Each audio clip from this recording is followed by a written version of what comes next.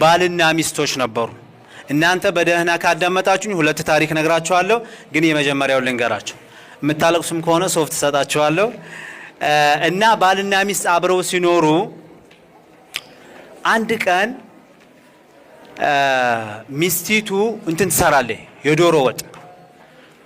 የዶሮ ወጥ ስትሰራ ከውጭ መጣና ለማኝ ቤቱን ቆረቆረ።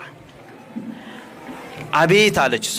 ቤቶች አቤት፣ አላህ ከሰጣችሁ ነገር ላይ ርቦኛልና እባካችሁ ህይወቴን ማተርፍበት ትንሽ የሚበላ ነገር ስጡኝ አላቸው። ከዛ ባልየው ደግሞ ውጭ ማን ነው ይሄ ቤት ውስጥ አለ ነበር። አሁን ዶሮ ወጥ እየሰራኝ ነው ብያቸዋለሁ። ሲመጣ እንጀራውን ቀረባ አደረገችና አንዱ የታፋ ዶሮ አለ አይደል፣ ያንን አድርጋ ሰጠች። ለለማኝ ነው። ሹፉ እስማዑ ኢለየ ሽወይ። ከዛ ባልየው በቅ ሲል አንዱ የዶሮ ታፋ እና እንጀራ ቀርቧል። አለ እንግዲህ አሁን ጸጉሩ ቆመ። ያለኔ ፍቃድ እንዴት ትሰጣለች አለ። መጣና እሷን ያው አነሳላት በጥፊ በርግጫ ብሎ እንደፈለገ ካደረገ በኋላ ፈታት። ነገሩ ረዝሞ ማለት ነው፣ ታሪኩን ሳናስረዝሞ በቀጭ ነው።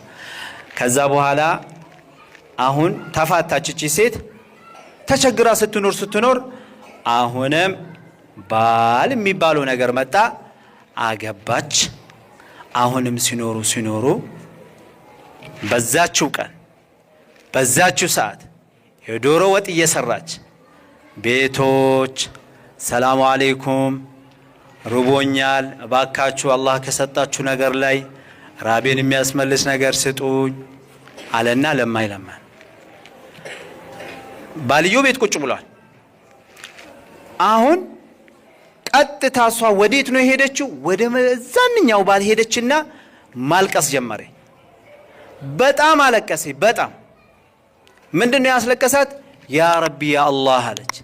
በመጀመሪያ ባሌ እንዲህ አይነት ፈተና ገጥሞኝ ፈተንከኝ፣ አሁንም ያ ረቢ ፈተና መጣብኝ። በምን አይነት መልኩ ነው እንደው ይሄን ፈተና ማለፍ የምችለው አለችና ስቅስቅ ብላ አለቀሰ። አሁን ምን አደረገች? የመጀመሪያው መከራ ስለደረሰባት ቀጥታ ዳይሬክት ሄደችና ባሏ ጋር ሀቢቢ አለችው፣ አንድ ለማኝ ውጭ ላይ ርቦት እየጠየቀን ነው፣ እንስጠው እንዴ ብላ ለመነችው። አላህ እኮ ነው የሰጠን ስጭ እንጂ አላት። መጣች፣ አንድ ታፋ ያንኑ እንጀራ ላይ አንድ ታፋ አድርጋ መጣችና አቀረበችለት።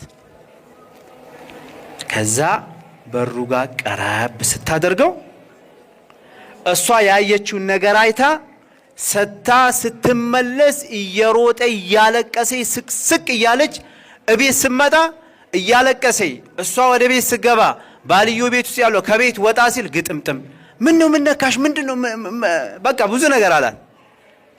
አለቀሰች። ምን ነክቶሽ ነው ምናምን አይደለም እኮ አለች። ማንም ነክቶሽ ሳይሆን ያ ውጭ ላይ እንጀራ የለመነኝና የሰጠሁት እኮ በእንደዚሁ አይነት ፈተና እሱ ጋር አብሬ እየኖርኩኝ ለማኝ መጥቶ ደብድቦኝ ፈቶኝ፣ አሁን ግን እሱ ይሄው ለማኝ ሆኖ መጣ፣ ያንን አይቼ ነው ያለቀስኩት አለች። እሱም ብዙም አልቆየም፣ እሱን ቀጠለበት ለቅሶን። በጣም አለቀሰ። አንተስ ምን ቸግሮ ነው ምን ነው የምታለቅሰው አለችው። እሷ አይ የዛን ጊዜ እኮ አብራችሁ ስትኖሩ ለማኝ ሁኜ መጥቼ የነበርኩት እኔ ነኝ አላትና ሁለቱም በለቅሶ ራሳቸውን ስተው ሱብሃንአላህ። የሚገርም ታሪክ ነው፣ በጣም የሚገርም ማለት ምንድነው የዚህ ታሪክ እነዚህ ልጆች ይሄንን ዳዋ በተግባር ሲሰሩ ያስታወስኩበት አንድ ሰው በሰፈረቁና እሱም ይሰፈራል ማለት ነው። አብሶ አሁን ስለ ኩራትም ያደረጉት አልኪብሩ በጥሩል ሐቂ ወገምጡ ናስ። ኩራት ብሎ ማለት ሰዎችን መናቅ ሐቅን አለመቀበል ነው። አሁን ደግሞ ኩራት መቼም ታውቁታላችሁ። አራዳ ነኝ የሚለው ከተሜው ኩራት ከአካሄዱ ይጀምራል። አካሄዱ ዘንበል እያለ ሴቶቹም እግራቸውን ወደዛ እንደ ሰካራም ቃጭቋ ያደረጉ ማስ እንትኑኔ ኢላ አኺሪ እናንተ ጨርሱት። ወንዱም ነው ሴቱ ብቻ ያደረገ ምናምን አይደል? ኩራት ማለት ይሄ ነው። ሐቅን ሲነገሩ የማይቀበል ማለት ነው። እና በኩራት የሞተ ሰው ኩራት ያለበት በቀልቡ ላይ ኩራት ያለበት የሞተ ሰው ጀነትን እንደማይገባ የአላህ መልእክተኛ ነግረውናል። እና መኩራት አያስፈልግም። እናንተ ስለ ኩራት መቼም ያን ያክል ብዙም